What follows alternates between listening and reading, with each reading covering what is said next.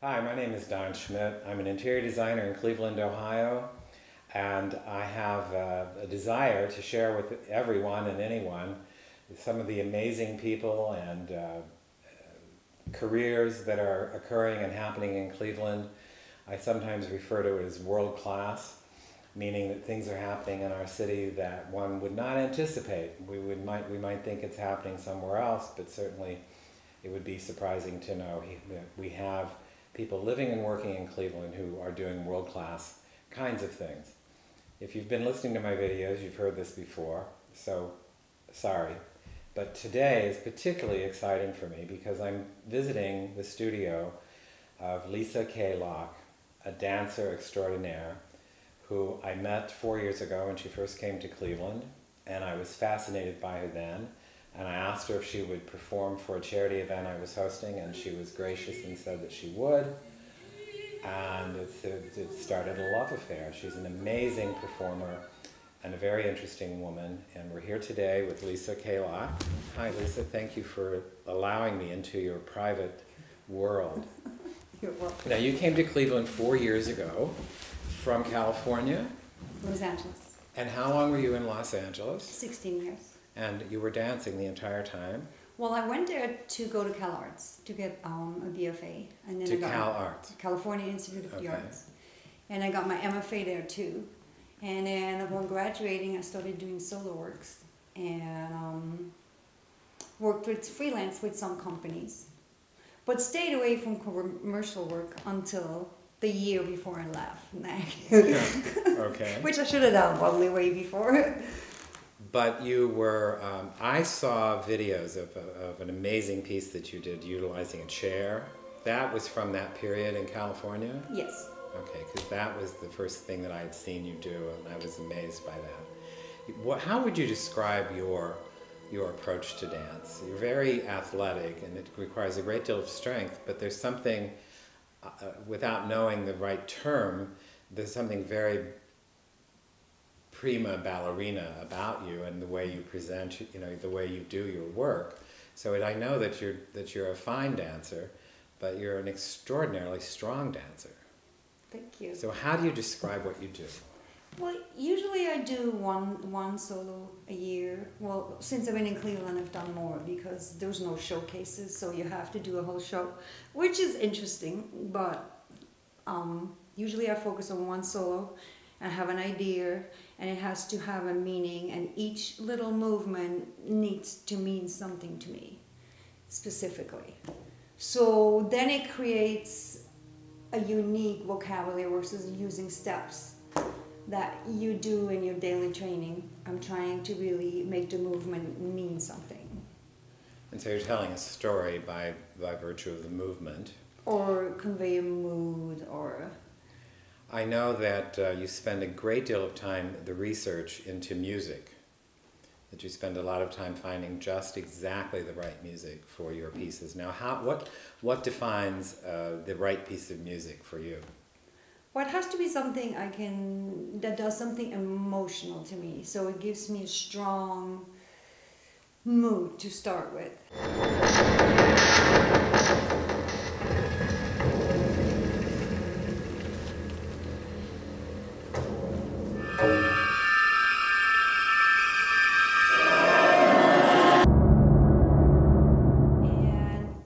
As a solo dancer, it's very difficult because you cannot have too rich a music because it's going to start overpowering you.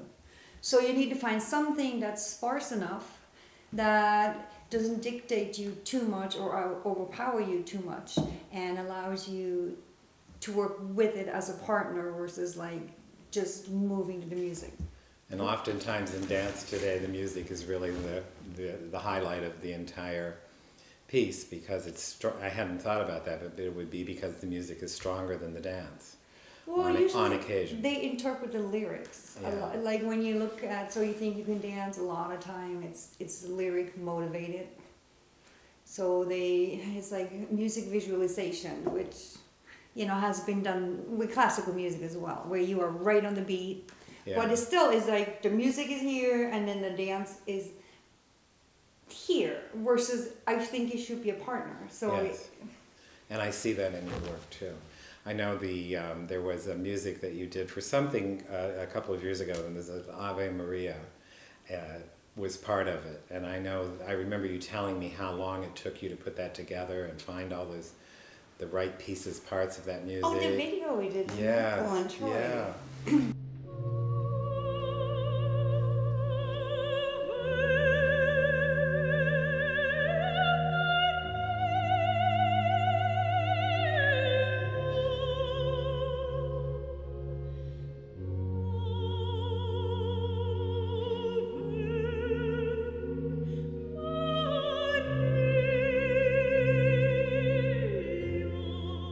So beautiful. That was just so beautiful, and so much a part of that story with the apple. It was lovely. What are you working on currently? What are you doing now? Well, this is my new set that Larry just built me for Ingenuity. It's going to be under the Detroit Bridge in September, which is a really fun, beautiful, oh yeah, surreal venue.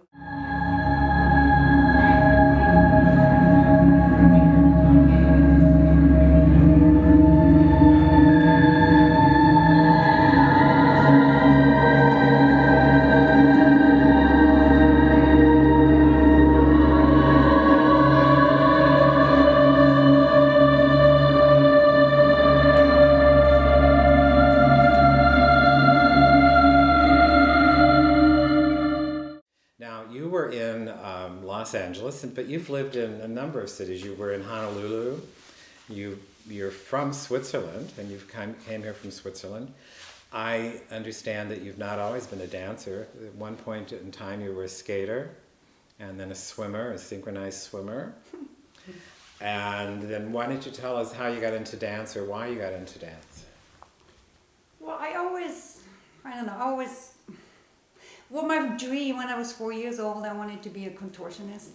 And I don't know where I've seen it because I grew up without a TV, but I just had this image of this woman, and she was on this pole, and her head was there, and then her butt was on her head, and she was smoking a cigarette. And I have seen you in that position on more than one occasion. Yeah, and that was at a club, just having. Yeah. So ever since then, I wanted to be a contortionist. I wanted to travel the world. I wanted to be part of the circus. So I practiced all kind of crazy stuff on my bed. I had like a little cabinet. I would jump down into splits. Parents weren't too happy about it, and then we got some skates from our cousins. So I started skating, which feature right into that flexibility and expression to music. And I don't know. Eventually, I had to swim because of my scoliosis in my back, and I did competition for about 4 years until the day I go like, what am I doing going up and down this pool like a lunatic? And so I started doing synchronized swimming, which is extremely difficult, by the way. I can imagine. And then my parents didn't let me dance at all, and I asked my mother just recently, and she goes like, I don't really know, you got bored with everything. So, but obviously all these years later, 35 years later, I'm still loving to dance. Then I started making money, so then I could afford my own dance classes. Yeah. So you've been very determined as a dancer. Long before you started dancing, you were your thought process was that of a dancer. You're a very talented woman, and certainly you've studied and practiced very hard to do what you do, but there is something about your work that's very gifted. The way you interpret things, the way you move, the drama of that is so beautiful.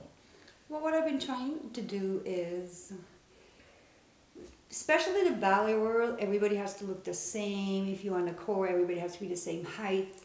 It's very much, if you don't look like that, you have no chance to get into this company. And I feel as an artist, or an artistic dancer, I think you should be allowed to have a lot of individuality. So for the past 18 years, I've been focusing on doing solos that encourage people hopefully to be themselves and do something a little bit out of the ordinary or unexpected.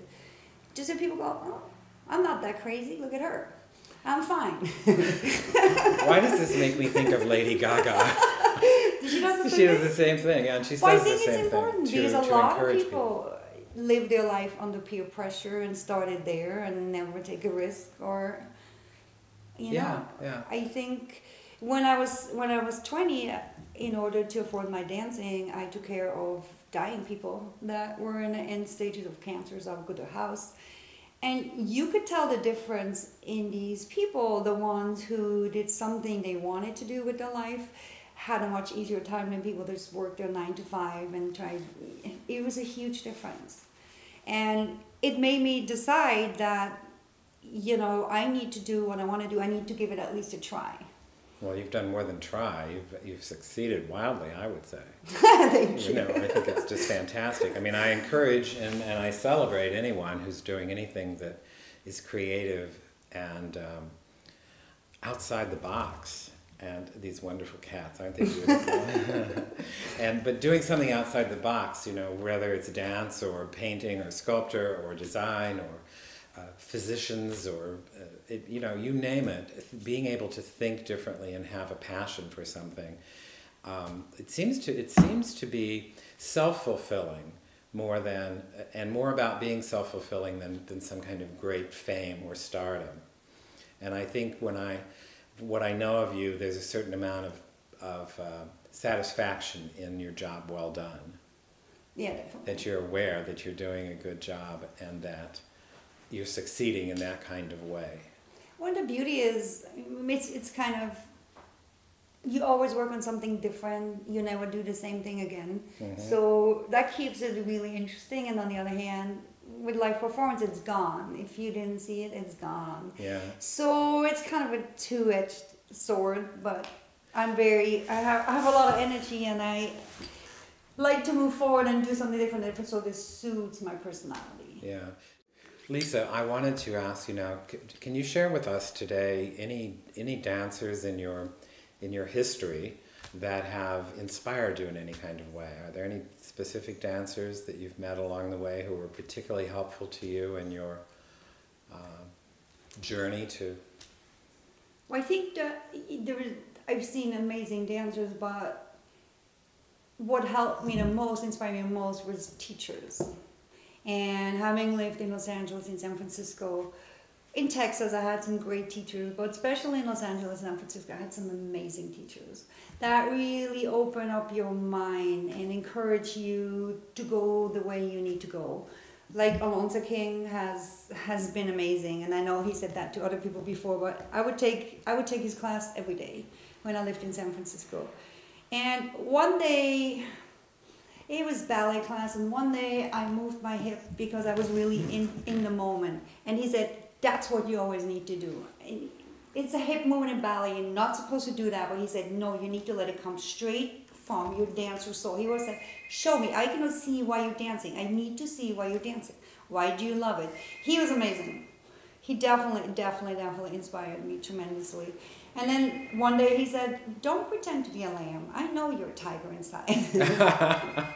And you are. And that boom. And you are, yeah. But he told me, in other words, it's okay to be yourself. It's like, do not hold back.